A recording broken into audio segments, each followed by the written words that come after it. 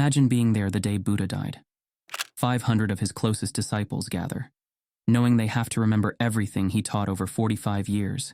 No phones, no writing, nothing but their memories. One monk stands up and says, "I remember it this way." Another argues, "No, that's not what he said at all." Now fast forward 2,500 years. Buddhist scholars make a shocking discovery. We might have lost more than half of Buddha's original teachings. Entire collections of wisdom vanished. Sacred instructions gone forever. And the most fascinating part? We're just now finding clues about what these lost teachings contained. These discoveries are transforming our understanding of Buddhism. What archaeologists found in hidden caves and buried temples reveals an unexpected picture of Buddha's original message. Let me share something remarkable. This is one of the oldest Buddhist texts ever found, the Gandharan Scrolls. Written in ancient Gandhara language on birch bark around the 1st century BCE. These scrolls were discovered in clay pots, buried in Afghanistan, and they contain teachings nobody has seen for thousands of years. Here's the wild part. For 400 years after Buddha died, nobody wrote anything down. Zero. Nada. Everything was memorized, like trying to remember every single Marvel movie word for word. Now multiply that by 1,000.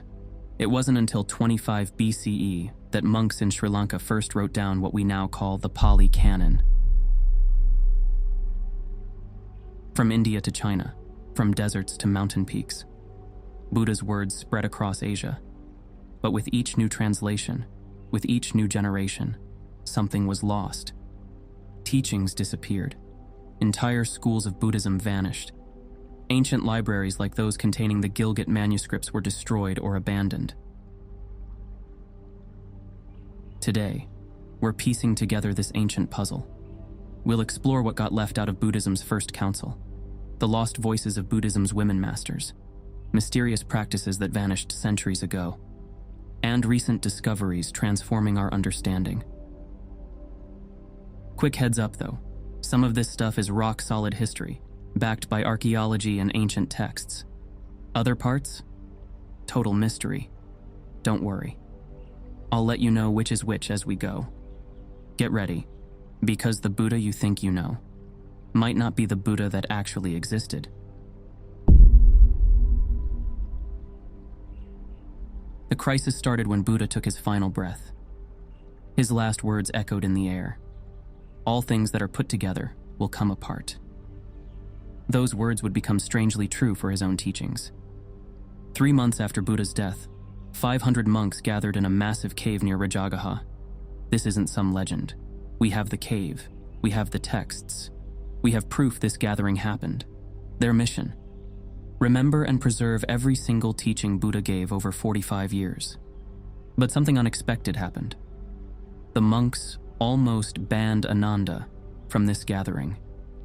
Yes, Buddha's closest disciple, his personal attendant for decades. The one person who heard more teachings than anyone else. Almost excluded. Why? Because he wasn't fully enlightened yet.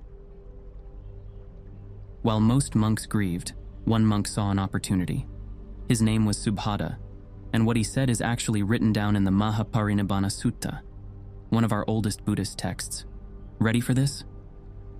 He stood up and told everyone, "Enough, friends. Don't sorrow, don't lament. We are well rid of the great ascetic. We were tormented by his saying, 'This is allowable to you. This is not allowable to you.' But now we shall be able to do as we like, and not do what we don't like." Can you believe that? The ink wasn't even dry on Buddha's legacy, and already someone was ready to change the rules. This one moment shows exactly why the monks needed to preserve Buddha's exact words, and why they spent 7 months trying to get everything right. For 7 months, these monks debated, they recited, they argued about what Buddha really meant. But here's the million-dollar question. What did they leave out? What teachings got voted off the island? Some monks thought certain teachings were too wild, too radical, too mind-bending for regular people, so they just disappeared. Recent discoveries in Afghanistan and Pakistan might hold the answer. Archaeologists found fragments of Buddhist texts that never made it into any official collection. These ancient scrolls tell a very different story about Buddha's original message, stuff that somehow got left out of the final cut. Think about it. The Buddhism we know today might be like watching a movie, but missing half the scenes. And we're just now finding the deleted footage.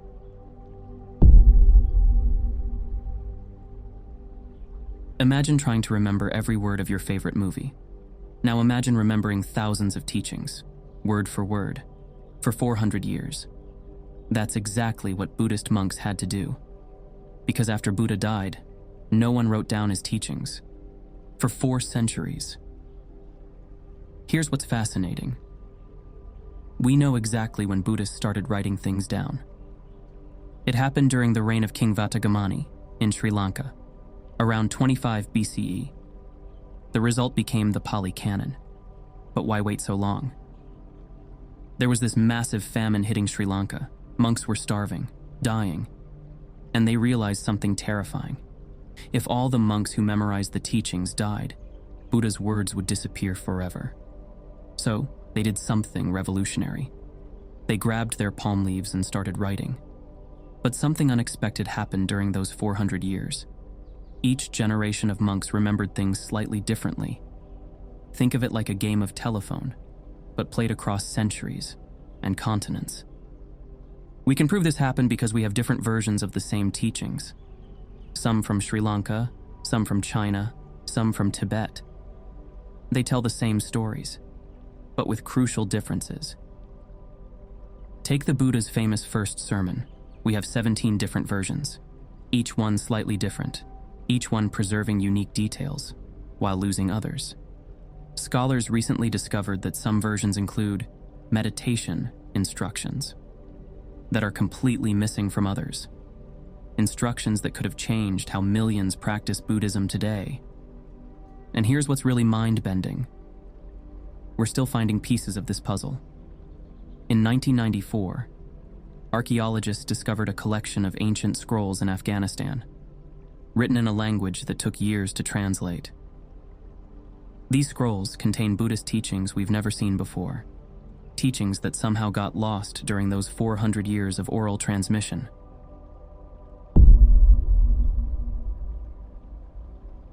Modern Buddhists practice meditation following very specific steps, but there's something strange. The oldest Buddhist texts rarely explain how to meditate.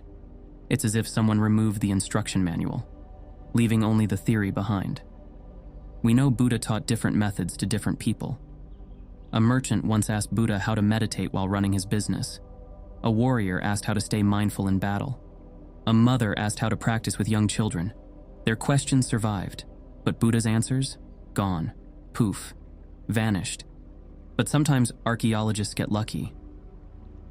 In the 1990s, they found these ancient scrolls in China, the Dunhuang manuscripts. It contained thousands of Buddhist texts from the 4th to 11th centuries. And they had something amazing. Actual instructions from Buddha, like his specific advice for dealing with anger. And guess what? It's totally different from what Buddhist teachers tell us today. Let's talk about what we know we lost. Ancient texts mention Buddha gave personal teachings to kings, to merchants, to farmers, to children, each teaching tailored to their lives. But these teachings vanished. We only have brief mentions that they existed, like chapter titles in a book where all the pages are missing. Even more intriguing, Chinese pilgrims who visited India around 400 CE wrote about seeing collections of Buddha's personal teachings. They described scrolls containing Buddha's private conversations, his daily advice, his answers to life's deepest questions. But by the time they returned to copy these texts, all those libraries destroyed, all those teachings gone forever. These weren't just any teachings. They were Buddha's direct words to real people, facing real problems, just like us. Imagine finding Buddha's advice about family life, about business ethics, about dealing with difficult people. All lost. Yet sometimes, in remote monasteries and hidden caves, we find fragments, tiny pieces of Buddha's lost wisdom, showing us just how much we're missing.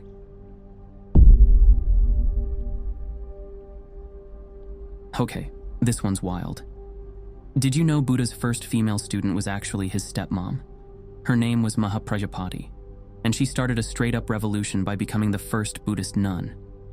But almost everything she taught disappeared. 4 centuries of wisdom from Buddhist women, gone. We know these women existed. Ancient texts mention over 500 enlightened nuns. But while their names survived, their words disappeared, all except for one tiny collection of poems called the Therigatha. Think about that. Thousands of women teachers. But only one book of poems remains. In 2019, archaeologists made an incredible discovery, hidden in an ancient library in Tibet. They found fragments of teachings from Buddhist nuns. These weren't just spiritual poems. They were practical instructions, different ways of teaching, different approaches to enlightenment, methods that had been forgotten for centuries. Let me tell you about Khema. She was a queen who became a Buddhist nun. Ancient texts say she was equal to Buddha's greatest male disciples. She had a unique way of teaching that even impressed kings. But today, we only have one conversation of hers that survived. Just one. Everything else she taught, gone. Recent studies of Buddhist cave paintings show something unexpected. Images of women teaching large groups of both men and women. These paintings tell a different story than our texts. They show women had a much bigger role in early Buddhism than we thought. So what happened to their teachings? Why did they disappear? Some scholars think these teachings were deliberately removed. Others believe they were simply lost over time. But one thing's clear. We lost an entire perspective on Buddhism. A way of teaching that might have made Buddhism very different today.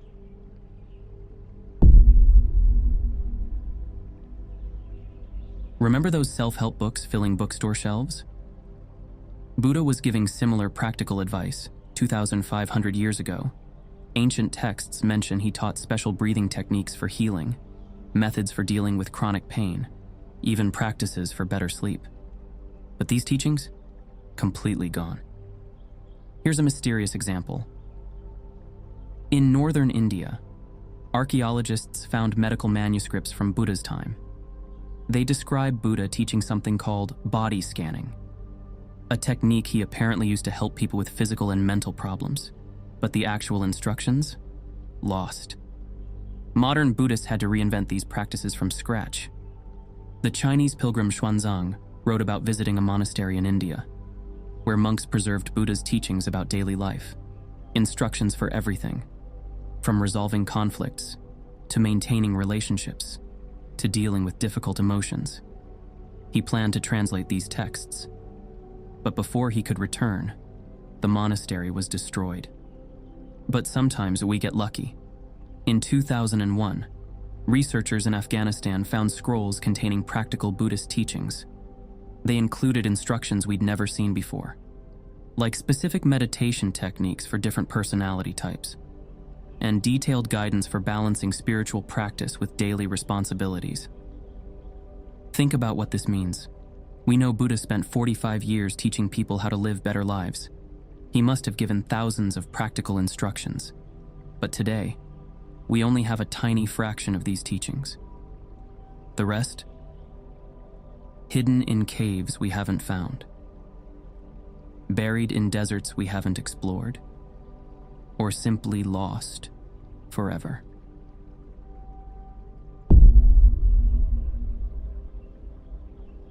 In 1994, a shepherd in northern Afghanistan stumbled into a cave. What he found changed Buddhist history forever. The Gandharan scrolls, written in ancient Gandhara language. These weren't just any scrolls. They were some of the oldest Buddhist manuscripts ever found, dating to the 1st century BCE. When scholars finally translated them, they found Buddhist teachings different from the Pali canon. These scrolls contained Buddhist teachings no one had ever seen, different forms of meditation, unknown stories about Buddha, and most surprisingly, teachings that contradicted everything we thought we knew.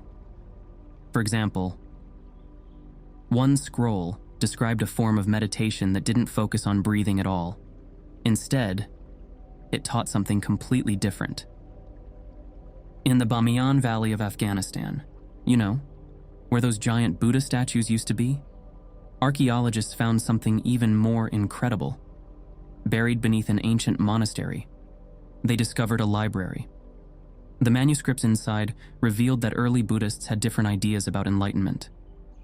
They didn't think it would take many lifetimes. They believed it was possible in a single life.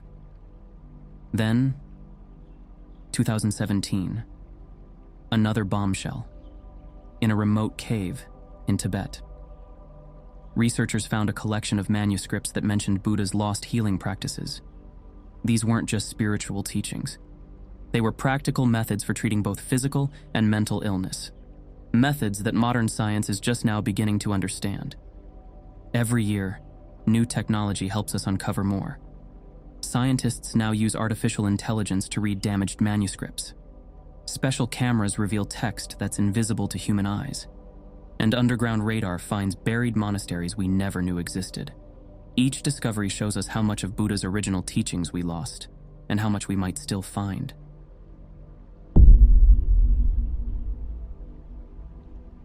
Ever wonder why different Buddhist teachers give completely different instructions? Why some say meditation should be hard, while others say it should be easy? The answer might lie in the teachings we lost, the missing pieces that could bridge these gaps. Let's get real. You're trying to practice Buddhism while juggling a job, maybe kids, Netflix subscriptions. The traditional texts don't say much about this stuff, but we know Buddha taught thousands of regular people. People with jobs and families, just like us. Their questions were probably exactly like ours. But Buddha's answers? Lost in time. Modern science has proven meditation can reduce stress and anxiety. But researchers discovered something strange. Some people actually feel worse when they meditate. Ancient texts hint that Buddha knew about this. He gave different practices to different people. But these specific instructions disappeared. Now everyone's just guessing what works.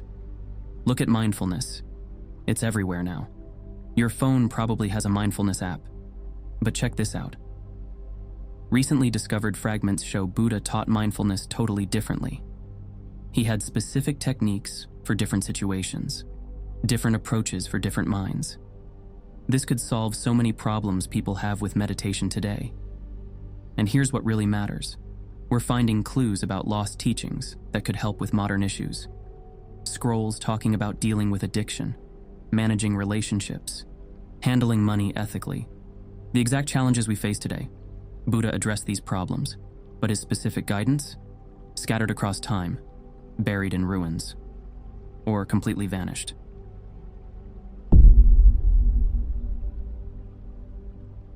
Few people know that Afghanistan was once the heart of Buddhism. Thousands of monasteries dotted its mountains, each one preserving unique teachings. But they didn't just disappear. They were lost in waves of destruction.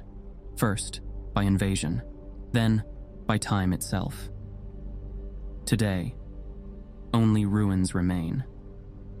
In Pakistan's ancient region of Gandhara, Buddhist universities once rivaled modern Oxford or Harvard.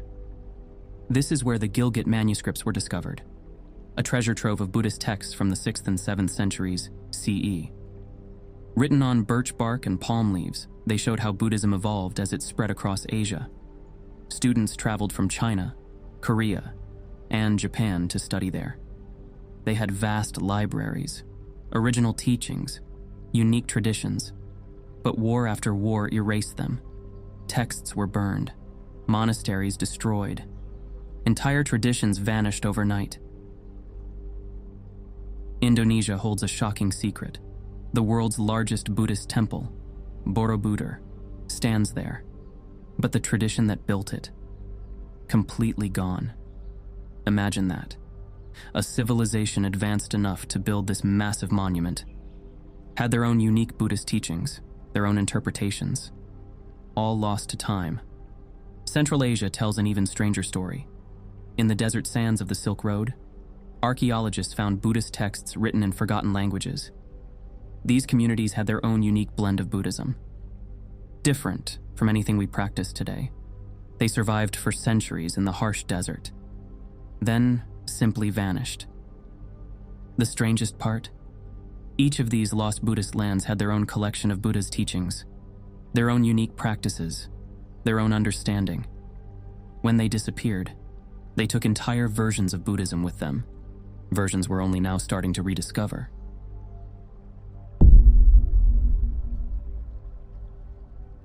What did Buddha say in his final moments? The texts tell us his last words, but ancient sources mention he gave special instructions, secret teachings for the future. Instructions so important that monks guarded them for centuries. Yet somehow, they vanished. Here's a mystery that haunts Buddhist scholars. Buddha predicted his teachings would disappear, not immediately, but gradually, over thousands of years. But he also left specific instructions for preserving them. Instructions that were supposedly hidden away, waiting to be discovered at the right time. Some believe we've already lost them. Others think they're still out there, waiting. The biggest mystery involves a prophecy. Ancient texts mention Buddha spoke about a future Buddha named Maitreya. And if you watched our video, Who is Maitreya? You already know how big this is. But here's something we didn't cover in that video. Buddha gave specific teachings to be preserved for this future teacher. Some say these teachings were carved into copper scrolls and hidden in the Himalayas. Others claim they were taken to a hidden kingdom, but no one has ever found them. Then there's the mystery of Buddha's personal items, his bowl, his robe, his relics. Each one supposedly contained hidden teachings. Monks carefully preserved them for centuries, passing them down through generations, but one by one, they disappeared, taking their secrets with them. But the greatest mystery of all? We don't know what we don't know. Every year, archaeologists uncover new evidence. Scholars translate new texts, and our picture of Buddha's teachings changes. What else might be out there? Hidden in unexplored caves, buried under ancient cities, or lost forever in the sands of time?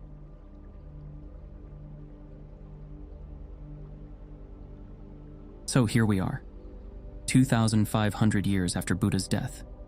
Pieces of his teachings scattered across time, lost scrolls still buried in desert caves, ancient manuscripts waiting to be translated, and new discoveries happening every year.